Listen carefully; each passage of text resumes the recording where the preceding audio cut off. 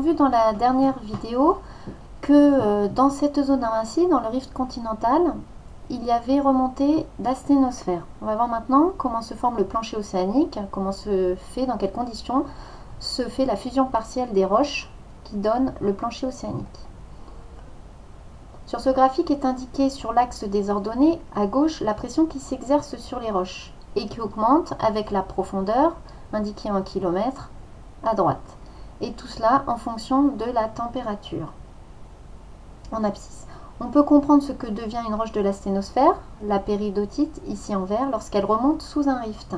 Située à plus de 150 km au départ, la péridotite peut rapidement remonter lors de l'amincissement de la lithosphère. La pression exercée sur cette roche diminue donc rapidement, sans que la température ne diminue trop, ce qui permet à cette roche de franchir les conditions permettant sa fusion partielle, c'est-à-dire cette courbe, le solidus en pointillé. Et si l'amincissement est encore plus important, elle va remonter davantage et le taux de fusion peut augmenter et permettre la formation de magma qui formeront les basaltes de dorsale. Sur ce schéma, et vous avez vu en première S, qu'on peut mesurer des anomalies magnétiques au-dessus des océans, par exemple pour l'océan Atlantique, et à l'aplomb donc du plancher océanique formé de basalte. On s'est rendu compte que le champ mesuré était différent du champ moyen actuel, et on a mis en évidence des anomalies positives de ce champ lorsque le champ mesuré était supérieur au champ moyen actuel, et des anomalies négatives qui apparaissent ici en blanc et qui correspondent à des valeurs mesurées qui sont inférieures à celles du champ actuel. Par ailleurs, il a été mesuré des anomalies aussi du sens du champ magnétique par rapport au champ actuel dans des basaltes anciens à récents. On a mis en évidence une alternance de périodes où le champ était dans la même direction que le champ actuel et des périodes où le champ était inversé. D'autre part, on a pu cartographier ces anomalies et montrer qu'elles se répartissaient le long de bandes avec une alternance d'anomalies positives et négatives. Ensuite, les basaltes ont été datés grâce aux sédiments qui se trouvaient au-dessus. Ici, un schéma donc une coupe géologique avec l'âge des sédiments et donc des basaltes au-dessous, depuis l'Amérique du Nord jusqu'à l'Afrique. On se rend compte que les roches de même âge forment des bandes qui sont parallèles et symétriques par rapport à l'axe de la dorsale, et on voit que l'âge des roches augmente lorsqu'on s'éloigne de la dorsale, de chaque côté.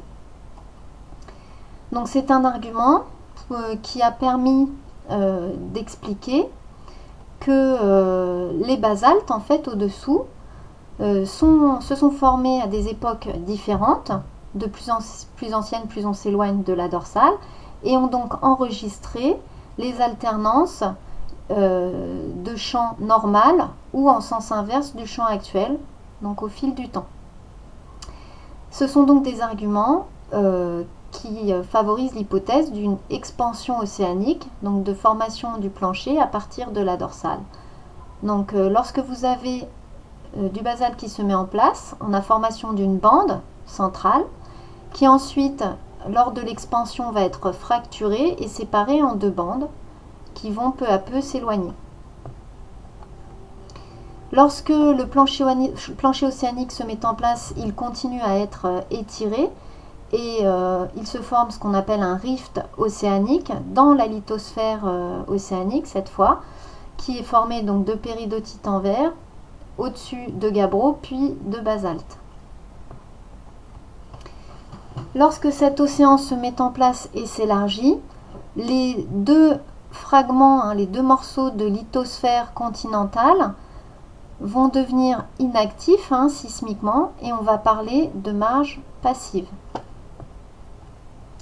Ici, on voit un profil de sismique réflexion au niveau de ces marges passives et on observe des structures, des failles normales.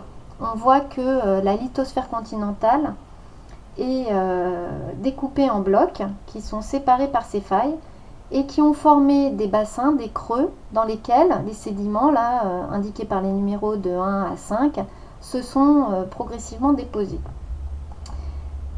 Si l'on regarde maintenant ce détail, on voit que les sédiments rouges situés sur le socle ici se sont déposés à plat puisqu'ils ont une épaisseur constante, mais on voit qu'ils ont été basculés car ils ne sont plus à l'horizontale. Les sédiments plus récents forment un triangle et sont donc plus épais près de la faille que lorsque l'on s'en éloigne. Le bloc du socle, situé au-dessus de la faille normale, ici, au-dessus de cette faille, a donc basculé, il a glissé et il est descendu plus vite le long de la faille que loin de la faille. Ceci a formé donc un bassin dans lequel les sédiments se sont déposés petit à petit en éventail. Ce sont des sédiments qu'on appelle des sédiments Saint-Rift qui se sont déposés lorsque la faille était active. Au contraire, les sédiments en jaune ici, plus récents, qui viennent recouvrir les failles d'épaisseur constante, se sont déposés à plat lorsque l'activité de la faille a cessé. Sur ce profil de sismique réflexion, les deux bordures de l'Atlantique Nord interprétées, on voit deux failles de marche passive à l'ouest et à l'est qui sont séparées par le plancher océanique ici en grisé. Enfin, sur ce dernier schéma, on voit que l'océan finit, donc avec la croûte océanique indiquée en bleu ici, finit par se refermer lorsque la lithosphère océanique vieillissante devient assez dense pour plonger dans la sténosphère. C'est une subduction donc, de la plaque océanique. En conclusion, un océan se caractérise donc par ses deux marges passives formées lors du rifting et par son plancher océanique formé au niveau de la dorsale par accrétion, par accumulation de magma. Ces marges peuvent se doubler d'une ou de plusieurs zones de subduction active qui vont entraîner donc sa fermeture.